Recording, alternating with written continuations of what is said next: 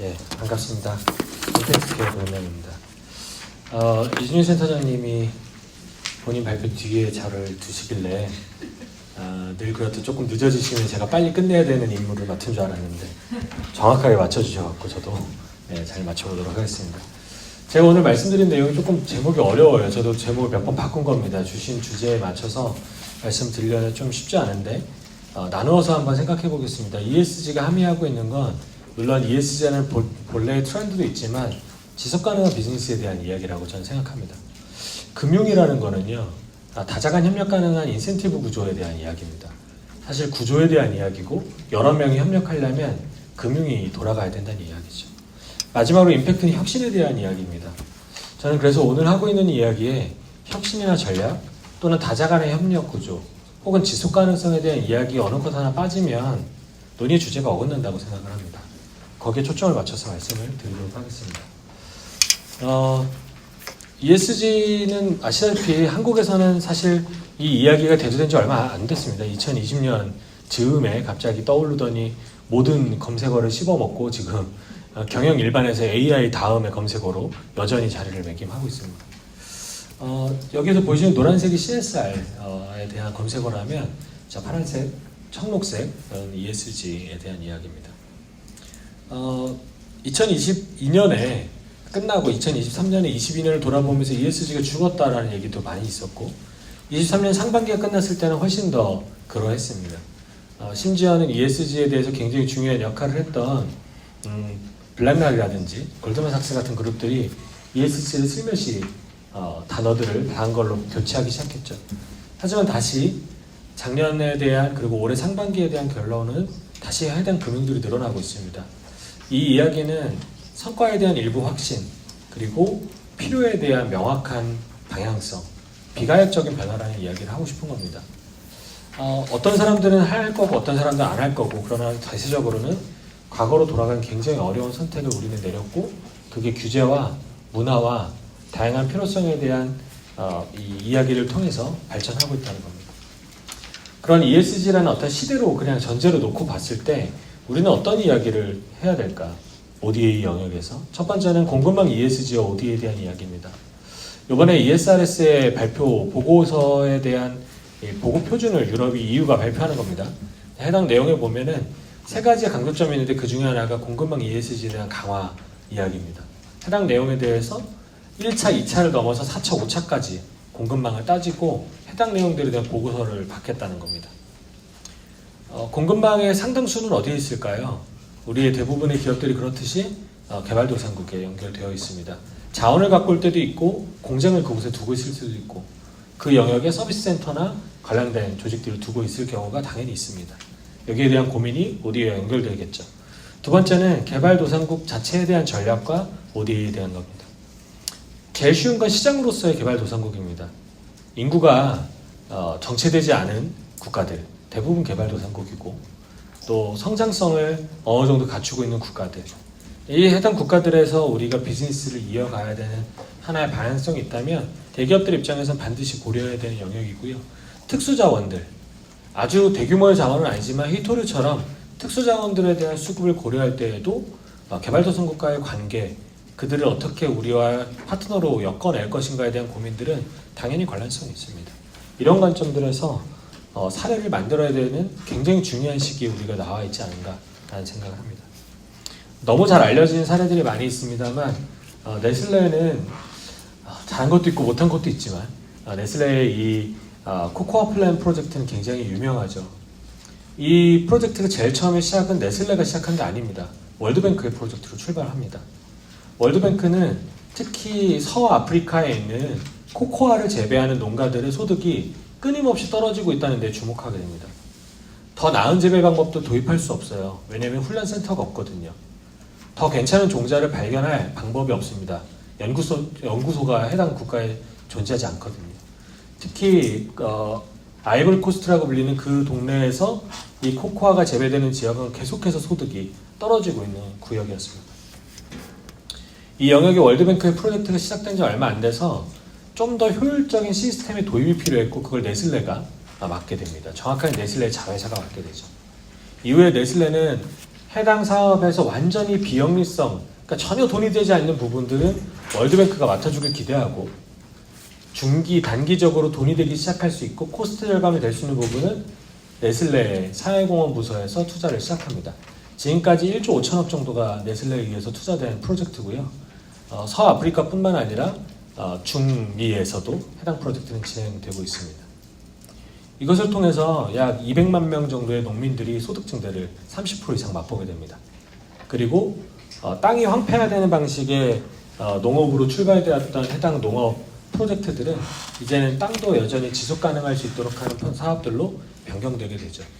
그들의 삶의 터전이 좀 더 안정되고, 심지어 여기에 서브 임팩트로는 대략 20몇 명에서 30만 명 정도의 사람들이 문맹을 탈출하기도 합니다. 문맹 교육을 시켜야 훈련이 가능하니까요. 이런 활동들이 기업과 월드뱅크의 협력으로 나타나게 되는 것이죠. 저는 이런 프로젝트들이 우리에게도 충분히 가능하고, 단순히 그게 사회원을 그치지 않고 기업의 이런 수요들을 충당할 수 있는 하이 퀄리티 코코아를 확보할 수 있는 전략으로서의 가치도 지니고 있다고 생각합니다. 한국에서 저희가 이런 경험들 처음 해본 건 CJ에서 저희에게 의뢰를 하셔서 평가 설계를 하게 되면서부터입니다. 베트남 닌투안성에서 최빈곤 지역을 선정하고 그 지역에 고추밭을 만드는 작업을 하게 됐죠. 코이카의 지원에 의한 사업이었습니다. 저희에겐 굉장히 흥미로운 접근이었는데요. 이 사업은 절대로 사회공헌만으로 출발한 건 아닙니다. 이 프로젝트는 당시에 위에 있는 그 임원들의 고추 원물을 안정적으로 확보해야 된다는 미션 하에서 출발한 프로젝트입니다. 고추 원물이요, 우리나라에서 건 너무 비싸고 퀄리티는 좋지만 중국 상품들은 퀄리티와 가격이 너무 널뛰기를 해서 전 세계에다가 한국 식품들을 판매해야 되는 CJ 입장에선 고추 원물에 대한 확보 고민들이 여전히 있었다는 것이죠. 안정적으로 고추 원물을 확보할 수 있는 중요한 재배지가 필요했던 것이고, 그 재배가 지속적으로 일어나면서 가치가 있으려면 세계 최빈곤 지역 중에 고추가 재배되기에 적합한 땅이 필요했고, 그걸 코이카와 함께 발굴하게 된 것이죠. 물론 코로나가 터지고 여러 가지 사건들로 인해서 지금은 이게 충분히 원래 기대했던 효과를 내지 않습니다만, 이게 처음 재배되고 사업이 종료되는 한 3, 4년쯤 지났을 때는 이 지역에 있었던 농민들이 대부분 2배 이상의 소득을 기록하게 됩니다. 그리고 아주 적합한 고추 원물을 확보하는 데 성공하게 되죠. 이런 프로젝트가 시작될 수 있는가에 대한 전 질문이라고 생각합니다. 이런 프로젝트가 성과까지 나면 제일 좋은데요. 너무 많은 외부 변수가 있으니까 지금은 시작할 수 있는가, 이렇게 설계되고 의미가 있고 억지로 우기는 거 말고요, 적당히 홍보하면서 그렇다라고 얘기하는 거 말고요, 진짜 잘 되면 우리도 바뀌고 세상도 바뀔 수 있는 그 설계 가능하냐라는 이야기라고 생각합니다. 저희도 시도를 저희 피투자 기업들과 여러 가지로 해보고 있는데 여전히 외부 변수가 좀 관건입니다. 미얀마에서 굉장히 좋은 프로젝트가 하나 시작됐었죠. 포인이라고 하는 이 바이오매스를 통해서 숯을 만들거나 바이오차를 만들 수 있는 조직이 한국에서도 최초로 커피 찌꺼기로 탄소 배출권을 확보했던 사업이고, 미얀마에서는 땅콩 껍질로 UNFCCC의 탄소 배출권을 확보했던 사업입니다. 네, 아시다시피 미얀마 공장이 돌아가기 직전에 미얀마에 정치적 사건이 발생하면서 해당 공장들이 현재 팬딩된 상태로 돌아가고 있죠. 근데 이 일들로 굉장히 고통을 겪었습니다. SK에너지가 이 탄소 배출권 사업과 대규모의 탄소 배출권 생성을 위한 투자를 집행했는데 갑자기 해당 사업이 중단되면서 어려움을 겪었고, 심지어 코로나가 그 뒤에 왔기 때문에 더 어려웠지만 다시 결국에는 국내에서는 NH투자증권과 그리고 베트남에서는 다른 지금 아직 발표가 나지 않았기 때문에 외부에는 여러 조직들과의 협업을 통해서 다시 대기업들에게 필요한 탄소 배출권을 공급하고 탄소를 저감하고 현지에 있는 농민들에게 추가 소득을 지급하는 이런 방식의 사업이 다시 추진되고 있습니다. 저희가 이렇게 에너지나 환경 부분을 많이 건드리는 이유는 이게 대기업들에게 현재는 가장 시급한 문제이기 때문입니다. 얼마 전에 저희가 런던에 있는 컨퍼런스에서 유니레버가 영국에는 넷제로 장관이 있는 거 아시죠? 넷제로 부서가 별도로 설립되어 있고 장관이 별도로 있습니다. 이 부서에게 요청하는 그 자리에서 유니레버가 폴란드에 있는 공장에 아리백을 해야 되는데 에너지가 부족합니다. 지속가능 에너지가 없어 쓸 수가 없어요. 라는 이야기에 넷제로 장관이 어떤 정책을 내놓을까요? ODA 자금을 통해서 그 지역에 지속가능 에너지를 설비해 주는 겁니다. ODA는 정말 그들을 돕기 위한 목표를 달성해야 되지만 동시에 그 과정과 거기에 있는 임팩트가 우리의 기업들과 함께 협업하고 혁신낼 수 있는 그런 구조라면 더할 나위 없이 좋겠죠. 그러니까 이 영역을 저는 좀 더 타겟해서 보고 있습니다. 알테르노는 저희가 코이카 IBS 사업을 통해서 혼합금융 사업을 통해서 투자한 세 번째 회사입니다. 샌드 배터리라고 하는 특수한 사업을 합니다. 저 안에는 모래가 담겨 있어요. 리터럴리 그대로 모래입니다. 태양광으로 혹은 풍력으로 발전을 하는데 에너지가 남았을 때 쓰지 못하고 그냥 소실됩니다. 그 에너지를 저장하려면 배터리가 필요한데 비싸죠. 개발도상국은 좀 요원한 일입니다. 그걸 열에너지에 바꿔서 모래에 축적합니다. 그럼 이게 일주일 정도 갈 때 1000도에서 500도까지 떨어지게 되죠. 이 에너지를 가지고 드라이하거나 곡물을 말리는 겁니다. 과일을 말리는 거예요. 수산물을 말리고요. 그리고 히팅을 하거나 물을 끓이고 콩을 볶아냅니다. 커피를 볶아내고 있죠.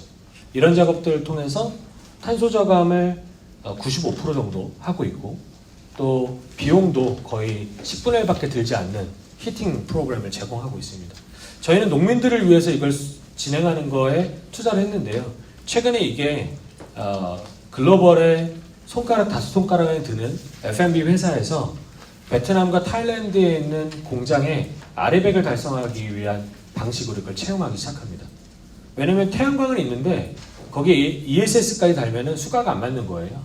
이걸 통해서 저장하고 그걸로 스낵을 만드는데 히팅을 제공하겠다는 겁니다. 지금 2대 정도의 파일럿이 들어갔고 해당 내용들이 한 달에 2달 정도 테스트된 이후에 전반적인 도입이 시작되고 있습니다. 이런 고민들이 구조 설계와 아까 말씀드렸던 금융과 혁신적인 아이디어로 성립되는 겁니다. 세 개 다 있어야 됩니다. 모두가 이익을 볼 수 있는 구조, 그것을 규모화할 수 있는 사업의 방향성, 지속 가능성에 대한 이해, 그리고 마지막으로 혁신이 존재해야 된다는 것이죠. 저희가 가장 최근에 지금 보고 있는 사업입니다. 베트남에 있는 회사고요. 그냥 지역에 있는 베트남 분들이 열심히 하고 있는 사업입니다. CNSL, 캐슈넛 껍질 리퀴드입니다. 오일을 만드는 거죠. 대부분 바이오 오일에 사용됩니다. 굉장히 대규모의 플랜트를 운영하고 계시는데 문제는 뭐냐면 탄소 배출이나 지속 가능성에 대한 이해가 없는 지역에 있는 하나의 회사입니다. 근데 매출도 300억 단위가 넘는 큰 회사입니다. 근데 여기에 탄소 배출에 대한 정한 방식들을 저희가 제안하고 탄소 배출권을 확보할 수 있는 방법론들을 제시하고 여기에 저희 프로젝트 펀드를 만들어서 대규모의 투자를 집행할 계획을 갖고 있습니다. 그럼 여기서 나오는 오일들은 어떻게 될까요? 저희는 전량당 국내에 있는 해운사를 통해서 선박용 바이오 오일로 공급하는 계약도 같이 논의를 하고 있습니다. 생각보다 요즘 바이오 오일을 저가에 구하기 굉장히 어렵습니다. 점점 가격이 오르고 있고 퀄리티가 잘 유지되지 않고 인증도 확보하기 어렵고요. 근데 이 구조를 짤 수 있는 조직이 있고 말씀드렸듯이 협업과 혁신이 있다면 훨씬 더 좋은 모두가 윈윈할 수 있는 구조 만들 수 있다고 생각하고 있습니다. 정리를 해보려고 합니다. ESG는 절대로 마법의 단어가 아닙니다. 그렇죠? 아무데나 붙인다고 돌아가지도 않고 대부분은 사실 돌아가지 않습니다. 그냥 그럴듯한 포장, 그럴듯한 어나운스 몇 마디로 대체되고 있는 게 사실이죠. ODA 측면에서 분명한 기여가 있어야 됩니다. 보기엔 좋은데 따지고 보면 세상이 바뀌지 않는 게 대부분이죠. 규모가 작을 때는요, 안 바뀌어도 사람들이 그냥 웃고 넘어갑니다. 그렇죠? 근데 조 단위가 사용되기 시작하고 더 많은 예산들이 거기 쏟아지기 시작하면 사람들이 예민해지기 시작합니다. 그래서 뭐 했냐? 질문하기 시작하죠. 우리에게 ODA 시장, 혁신의 영역들이 커지기 시작했다는 건 기회이자 위기인 겁니다. 마지막으로는 여기에 대해서 어디에 우리의 영역이 속해야 되는지 고민해 보셔야 됩니다. 저는 대기업들에게 이런 프로젝트를 제안하고 또 PMC를 저희가 맡아서 진행하고 이런 역할하는 조직이기는 합니다만 늘 말씀드리는 게 이런 거죠. 본래 사업이 되는 건 그냥 사업으로 하십시오. 원래 돈이 되는 건 그냥 돈이 되게 두시면 좋겠습니다.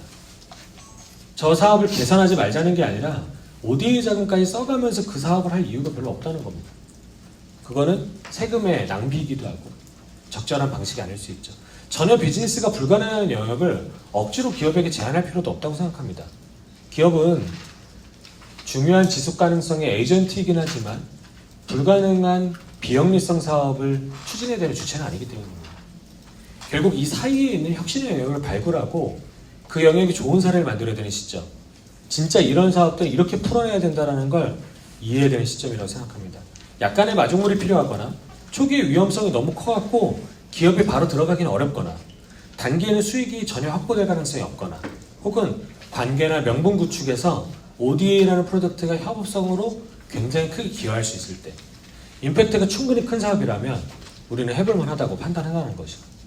이런 구조를 가지고 좀 더 접근해 주셔서 여기 계신 분들이 하시는 그 사업들이 훨씬 더 좋은 성과, 그냥 우리에게도 좋은 성과뿐만 아니라 사회에도 훨씬 더 좋고 해당 지역에 좋은 성과가 나왔으면 좋겠습니다. 여기까지 발표 마치겠습니다. 감사합니다.